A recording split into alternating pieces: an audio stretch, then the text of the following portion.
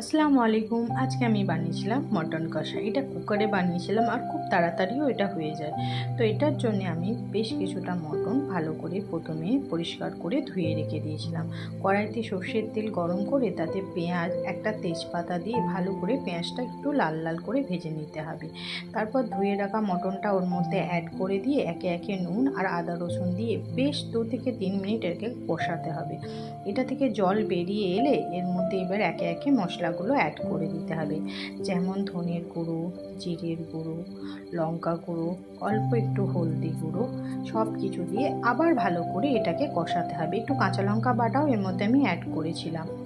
ভালো করে কষিয়ে যখন দেখব মাংসটা থেকে তেল ছেড়ে আসছে, তখন অল্প কয়েকটা রসুন আর অল্প একটু গরম মশলা দিয়ে পরিমাণ মতন গরম জল দিয়ে 3টে সিটি, একটা জোরে দুটো আস্তে দিয়ে দিলেই রেডি মটন কষা। এটা খেতে